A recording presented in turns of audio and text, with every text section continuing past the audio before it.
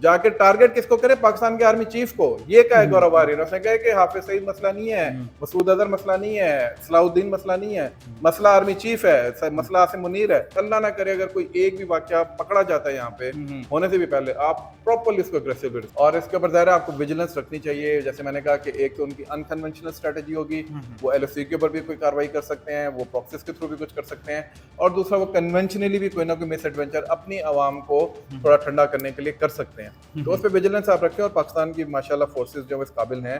आप सुन ही रहे हैं खबरें के पिछले 2-3 दिनों से जिस तरीके से जो सारी प्रिपेयर्डनेस है और जिस तरीके से बातचीत हो रही है, और अल्लाह की मदद शामिल हाल रही, तो इंशाल्लाह 2019 तो ये भूल ही जाएंगे। इंशाल्लाह इनको एक और नई तारीख जो है वो समझ में आएगी कि कैसे पाकिस्तान के साथ पंगा लिया। हम जो है वो वाघा बॉर्डर बंद कर रहे हैं, हम लोगों को इंडिया के कह रहे हैं कि बस निकल जाओ यहाँ से, और तुम्हारे पास 30 अप्रैल तक का टाइम है। और शिमला मुआहिदे को कल तक सिर्फ ये बात हो रही थी कि पाकिस्तान जो है शिमला मुआहिदे को जो है वो खत्म कर सकता है। आज उन्होंने NSC से निकल के बात कर दी, ऑफिशियल कर दिया है, और ये बहुत एग्रेसिव स्टेप है। इसका बहुत बड़े बड़े रिपरकशंस हैं रीजन के लिए। अस्सलाम वालेकुम नाज़रीन, मुअम्मर कज़ाफ़ी को मतलब फिर हाजिर है नया दौर के प्लेटफॉर्म से। एक मतलब फिर हमने मदऊ किया अपने चैनल पे सलमान जावेद साहब को। अस्सलाम वालेकुम सर। वालेकुम सलाम सर 2 दिन हो गए हैं, एक जंगी सूरत हाल बनी हुई है। आज कौमी सलामती का इजलास भी हुआ है और उसमें बड़े सख्त फैसले किए हैं पाकिस्तान की गवर्नमेंट ने, पाकिस्तानी स्टेट ने। आप इसे कैसे देखते हैं कौमी सलामती इजलास को, और इंडिया से जो दावे किए जा रहे हैं कि हम ये कर देंगे वो कर देंगे, सिंतास मुआहदे की खिलाफ वर्जी, ये इस तरह की भी बेशुमार बातें हो रही, ओवरऑल इसका बताएं। एक तो आपको बड़ी मुबारकबाद, आप बड़े फारी हो रहे हैं आजकल, यके बाद दिगरे वीडियोस आ रही हैं आपकी। लगता है इंडिया के साथ आपको भी काफ़ी मोहब्बत है। जहाँ तक बात है इंडिया की, जो वॉर मॉन्गरिंग है, यानी जो इंडिया चाहता था कि हम जंग करें, उसका पाकिस्तान ने अच्छा जवाब दे दिया आज। और नेशनल सिक्योरिटी काउंसिल की जो मीटिंग हुई है वो बहुत ज़बरदस्त किस्म की उसमें से स्टेटमेंट्स आई हैं, बड़ी एग्रेसिव स्टेटमेंट आई है। मैं फ्रेंकली इतना एग्रेसिव स्टेटमेंट जो है वो एक्सपेक्ट नहीं कर रहा था। मैं समझता थोड़ी सी डिप्लोमेटिक टोन रखेगा पाकिस्तान, लेकिन बड़े बोल्ड डिसीजन लिए हैं। और मैं समझता हूँ कि इसके अंदर ना सिर्फ ये कि जो सिविलियन गवर्नमेंट है, जिसको शहबाज शरीफ साहब लीड कर रहे हैं, और आपकी जो सिविलियन एडमिनिस्ट्रेशन है, बल्कि आपकी जो आर्मी चीफ हैं, CJCS वहाँ पर थे। CJCS का वहाँ पे होने का मतलब है कि जो न्यूक्लियर आपके स्ट्रेटेजिक जो एसेट्स हैं, उनके बेसिकली जो है वो उसकी रिप्रेजेंटेशन वहाँ पर हो रही है। उसके अलावा आर्मी चीफ वहाँ पर थे, आपके एयर चीफ, आपके नेवल चीफ, आपके ISI के चीफ, और बाकी कुछ और लोग। तो ये तमाम बहुत इंपॉर्टेंट लोग जब एक जगह पे मुश्तमे हों और उधर जाके बात कर रहे हों, और उसके बाद इस तरह के स्टेटमेंट्स निकलेंगे कि हम एयर स्पेस बंद कर देंगे, हम जो है वो वाघा बॉर्डर बंद कर रहे हैं, हम लोगों को इंडिया के कह रहे हैं कि बस निकल जाओ यहाँ से, और तुम्हारे पास 30 अप्रैल तक का टाइम है। और शिमला मुआहिदे को कल तक सिर्फ ये बात हो रही थी कि पाकिस्तान जो है शिमला मुआहिदे को जो है वो खत्म कर सकता है। आज उन्होंने NSC से निकल के बात कर दी, ऑफिशियल कर दिया है, और ये बहुत एग्रेसिव स्टेप है। इसका बहुत बड़े बड़े रिपरकशंस हैं रीजन के लिए, क्योंकि ये इंडस वाटर ट्रीटी में तो ये समझ रहे थे ना कि हम पानी का नादका बंद कर देंगे, जैसे लोग नल लगा हुआ है और वो पानी का नादका बंद कर देंगे पाकिस्तान का। उसमें तो ये डैम बनाते भी इनको 20 साल हो जाएंगे, तो तभी कहीं जाके पानी को कुछ कर सकेंगे, तब भी पानी नहीं रोक सकते ये। वो इत्तेफाक की बात है। आज लाइटर नोट के ऊपर आज एक मीम आई हुई हमारे पास कि वो बाबा जी बैठे होते हैं और वो कहते हैं कि पुत्र तू इंतजार कर मूनसून दा, इंडिया जड़ा है ना पानी भी दबेगा तो और भी बड़ा कुछ दबेगा, क्योंकि वो पानी रोक नहीं सकते। उसमें मतलब बहाव है पानी का। तो ये बेवकूफ़ी वाली बातें इंडिया जो करता है, वो अज़ल से इसकी आदत है अपनी डोमेस्टिक ऑडियंस को खुश करने के लिए, अपनी डोमेस्टिक ऑडियंस को तसल्ली देने के लिए। देखो जी, हमने पाकिस्तान का बाजू मरोड़ दिया। अच्छा, इधर एक और मजे की बात मैं आपको बताता हूँ कि इंडिया पिछले कोई 15-20 साल से ये दावा कर रहा है, स्पेशली वॉर ऑन टेरर के बाद से, कि वो एक ग्लोबल प्लेयर बन गया हुआ, वो उसकी इकोनॉमी बहुत बड़ी हो गई है, उसकी आबादी बहुत ज्यादा हो गई है, पूरी दुनिया में इंडिया छाया हुआ है, जिसमें बहुत हद तक सच्चाई भी है। लेकिन आप ये देखें कि इंडिया जो है वो इतने बड़े बड़े दावे करने के बावजूद आज तक उसकी जितनी मिलिट्री फॉर्मेशन है, मिलिट्री फॉर्मेशन होती है ना, 70 से 80% मिलिट्री फॉर्मेशन इंडिया की आज भी पाकिस्तान के खिलाफ है। बिल्कुल, ये जाहिर करता है कि आज भी उसके स्ट्रेटेजिक माइंडसेट के दिलो दिमाग के ऊपर अगर कोई मुल्क हावी है तो पाकिस्तान है, नॉट इवन चाइना। पाकिस्तान उसके दिलो दिमाग के ऊपर हावी है। चाइना को डिस्कोर्स में जरूर लेकर आते हैं, ये जरूर सल करते हैं अमरीकियों को कि शायद जी हम इनको कंटेन कर लेंगे, लेकिन एक्चुअल जो उसका सबसे बड़ा जो दुश्मन है, जिसको समझता है, जिसको वो जिक पहुंचाना चाहता है, वो पाकिस्तान है। तो जो मेरा ख्याल है, जो ये सिंतास माहिदे की इसने बात की थी इंडस्ट्री की, एक तो ये कि वो बेवकूफ़ी इडियट्स जैसे कहते हैं ना, इडियट्स जो होते हैं, वो मेरा ख्याल है इनके वो हैं एडवाइजर्स हैं। उसकी वजह यह है कि इंडस वाटर ट्रीटी यूनिलैटरली तो ये बाहर निकल ही नहीं सकते, वर्ल्ड बैंक उसका गारंटर है, कैसे ये उसको उठा के स्क्रैप कर सकते हैं? पाकिस्तान लेके जाएगा ना इनको इंटरनेशनल फोरम में, इनको फिर उस वक्त पता चलेगा। बिल्कुल। और आखिरी बात ये कि इंडिया पाकिस्तान ने जो इकदाम किए हैं वो बहुत सख्त हैं, बिल्कुल बड़े और ठोस नजर बहुत ठोस इकदाम हैं।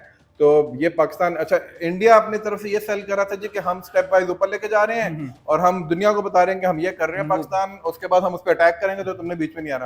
पाकिस्तान ने कहा अच्छा हम बताते हैं तुम्हें, हम भी जरा ऊपर लेके जाते हैं, तो जरा मुकाबले पे आके तुमसे बात करते हैं। एयर स्पेस बंद कर दिए, दूसरी एयर स्ट्राइक की बातें हो रही हैं, इंडिया मीडिया बड़ा चीख रहा है, चिल्ला रहा है, वो जो उनके बख्शी साहब हैं वो भी बड़ी बातें कर रहे हैं। अगर कोई इस तरह की इंडिया हरकत करता है तो किस तरह का जवाब आप समझते हैं पाकिस्तान स्टेट देगी? यार बख्शी साहब को अगर किसी ने सीरियस लेना है ना, और अगर इंडिया की जो रियासत है वो बख्शी साहब जैसे और गौरव वारिया जैसे और इसके कमाश के दूसरे जो लोग हैं उनको सामने रख के वो अपनी बातचीत करेगी, तो मेरा ख्याल है कि फिर उससे ज़्यादा बेकार रियासत जो है वो कोई नहीं होगी। वैसे तो अभी भी मेरा ख्याल है वो बेकार रियासत वाली हरकत ही करते हैं। गौरव वारिया जिसका फेस हो, जिसका फेस बख्शी जैसे लोग हों, जिसका चाहे वो नाब गोस्वामी जैसे हों, इत्तेफाक की बात है नाब गोस्वामी की, मैं आपको एक बात बताता हूँ, जब अफगान तालिबान ने टेक ओवर किया तो उस वक्त इसने शोर मचाया अपने इंडियन मीडिया के चैनल के ऊपर बैठ के जी कि काबुल के 5वें फ्लोर के ऊपर ISI का वो है ऑफिस बना है 5वें फ्लोर। मैं उस वक्त उधर ही काबुल में सरीना के होटल में था, उसके टोटल 2 फ्लोर थे। मैंने वीडियो भी बनाई थी कि यार मैं वो 5वां फ्लोर ढूंढ रहा हूँ जो मुझे मिल नहीं रहा। तो ये तो इनके मीडिया का हाल है, जो नाब गोस्वामी साहब इनके सबसे बड़े एंकर हैं इस वक्त नेशनल मीडिया के, उनके ये हालात, उनकी रिसर्च ही है। और इनके जो राजनाथ साहब हैं कि वो डॉट डॉट डॉट कर रहे हैं, तो पाकिस्तान में लगता है आगे से बीप बीप बीप करके उनको जो है ना जवाब दे दिया कि भाईजान आप भी अपनी जगह के ऊपर रहें। तो मेरा ख्याल है कि उनको सीरियस लेना बिल्कुल, ये तो एक लाइटर नोट के ऊपर बात है, उनको सीरियस लेना जो है वो बेवकूफ़ी है। दूसरी बात ये, इवन उनके जो मॉडरेट और सेकुलर जिनको हम समझते हैं, बरका दत्त है वो, उसके अलावा वो जो एक बड़ी मशहूर इनकी एंकर है आजकल बड़ा मशहूर हुई है पालकी शर्मा, वो है, इस तरह एक दो और लोग हैं और बहुत सारे लोग हैं, उनके ट्विटर अकाउंट्स आप जाके देखें तो वो भी कह रहे हैं पाकिस्तान को इंडियन कांग्रेस जो है, जिसको आप सेकुलर कहते हैं, जिसको आप कहते हैं जो यहाँ पे भी बेचा जाता है मंजन, जी कि उनके साथ अच्छे ताल्लुकात करें, उसकी नेशनल स्पोक्स पर्सन की कल की ट्वीट देखें जिसमें कह रहे रावलपिंडी को फ्लैटन कर देना चाहिए, इनको इतना मारो कि ये उठ ना सकें। तो खाला जी का घर है ना उनके लिए, जैसे ये कि वो आएंगे और आके ऐसा करके चले जाएंगे। तो let them speak, let them, we do not need to take them very seriously frankly. ये एक इडियट्स की जो जमात होती है ना, इडियट्स की जो कम्युनिटी होती है वो उभर के सामने आती है किसी भी ऐसे मौके के ऊपर इंडिया के अंदर। अच्छा सर, इंडिया को अभी तक ये नहीं पता कि ये जो वाकया हुआ है मकबूजा कश्मीर में कैसे हुआ है, वहां के नौजवानों ने, जो वहां के लोग थे उन्होंने किया, लेकिन मेजर गौरव वारिया वो कह रहा है कि पाकिस्तान के पीछे इस दूसरी जमातों को छोड़ो, आर्मी चीफ है, पिंडी में ये करेंगे वो करेंगे, ये क्यों इस तरह की बातें कर रहे हैं? पहले इसको हमें सीरियस लेना चाहिए क्योंकि इंडिया शायद कन्वेंशनली उस तरह आपके ऊपर हमला ना करे, अगर करे भी तो शायद उसको मुंह की खानी पड़ेगी इंशाल्लाह। लेकिन जो उसका असल तरीकाकार होगा, स्ट्रेटेजी होगी, वो उसने ये गौरव वारिया ने एक तरह का ब्लूप्रिंट दिया और उसके अंदर बात कर रहा है प्रॉक्सीज को इस्तेमाल करने की, BLA को। अब तो खुल के बात आ गई ना, ये तो सीधा सीधा एविडेंस है कि आपके नेशनल टीवी के ऊपर बैठ के लोग जो है वो ये कह रहे हैं जी कि पाकिस्तान के अंदर इन इन इन प्रॉक्सीज को आप पैसे दें और वो जाके टारगेट किसको करे, पाकिस्तान के आर्मी चीफ को। ये क्या है गौरव वारिया ने, उसने कहा कि हाफिज सईद मसला नहीं है, मसूद अजहर मसला नहीं है, सलाउद्दीन मसला नहीं है, मसला आर्मी चीफ है, मसला आसिम मुनीर है। तो उस चीज को उसने कहा, उसके बाद उसने कहा इनको टारगेट करें इन प्रॉक्सीज को इस्तेमाल करके।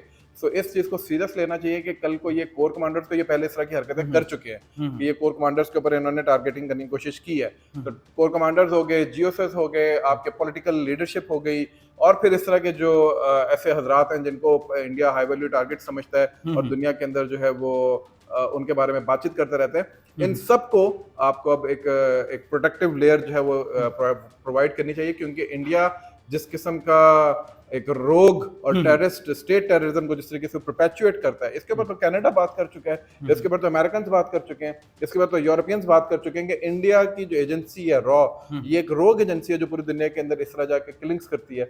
तो इसलिए उसको सामने रखते हुए आपको एक प्रोटेक्टिव लेयर लानी चाहिए और आपको शील्ड करना चाहिए और रिस्पॉन्ड भी फिर उसी तरीके, अल्लाह ना करे अगर कोई एक भी वाकया पकड़ा जाता है यहाँ पे होने से भी पहले, आप प्रॉपरली इसको अग्रेसिवली रिस्पॉन्ड। बिल्कुल। अच्छा, दूसरा सियालकोट में अभी 1 घंटे पहले पहले की खबर है कि वहां पर इंडियन फौजी को गिरफ्तार कर लिया है, अरेस्ट कर लिया है। ये क्या वाकया है? मेरा ख्याल है वो बॉर्डर के आसपास कहीं जज्बातियों के आ गया होगा तो उन्होंने पकड़ लिया होगा।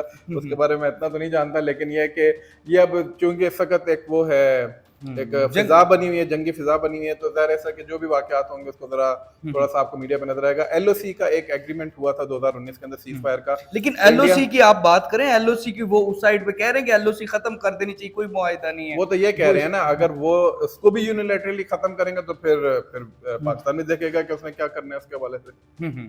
ठीक है। तो आप क्या देख रहे हैं इन फ्यूचर क्या होने जा रहा है अगले 1-2 दिन में? बात खत्म यहाँ पर ही हो जाएगी या इंडिया जिस तरह लास्ट एयर स्ट्राइक की कोशिश की थी लेकिन अभिनंदन पकड़ा गया था, हो नहीं पाया, किस तरह आप देख रहे हैं? मेरा ख्याल है डिप्लोमेटिक मैनूवरिंग्स के बाद और ये जो एनएससी की मीटिंग के बाद शायद इंडिया के अंदर कुछ ऐसे लोग होंगे जो कि चाहेंगे कि इसको डीएस्केलेट किया जाए। पाकिस्तान की तरफ से भी होंगे, लेकिन बहरहाल ये एक फर्म स्टैंड। और अगर आप वो जो प्राइम मिनिस्टर ऑफिस से स्टेटमेंट आई है ना, प्रेस रिलीज जो आया है मीडिया का, अगर आप उसको पढ़ो, उसमें कश्मीर के ऊपर बहुत सख्त स्टांस लिया है इस बार। मतलब it's after very long time कि आपको इस तरह का स्टांस मिल रहा है कश्मीर के ऊपर। तो दिस मीन्स कि Pakistan has gone all out with regards to Kashmir now. So definitely India would not like it, और वो उसके ऊपर चाहेगा कि थोड़ा सा और एस्केलेट करे।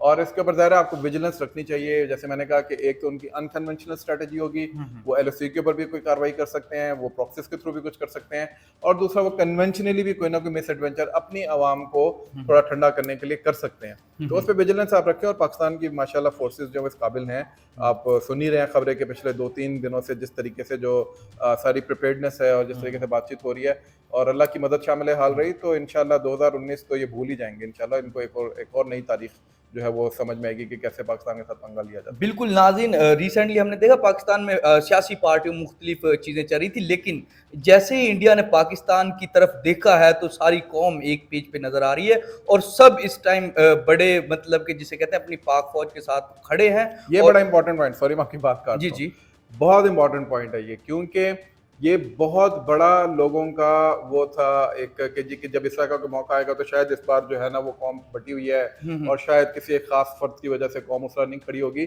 कौम ने साबित कर दिया है कि शख्सियत कोई भी हो, फॉलोइंग किसी की भी हो, पाकिस्तान के ऊपर किसी को भी मुकद्दम नहीं रखेंगे। बिल्कुल नाज़रीन, जो ये सलमान साहब ने लास्ट बात की है यही मैं कहना चाह रहा था, और इंशाल्लाह पूरी कौम पाक फौज के साथ ऐसे ही खड़ी रहेगी, और अगर इंडिया की तरफ से कोई भी ऐसी हरकत होती है तो उसका जवाब बड़ा भरपूर जाएगा। पाकिस्तान की स्टेट की वाज़िया पॉलिसी हमें नज़र आ रही है। फिलहाल के लिए नया दौर से मोहम्मद कज़ाफ़ी को और सलमान जावेद को इजाज़त दीजिए। खुदा हाफिज़।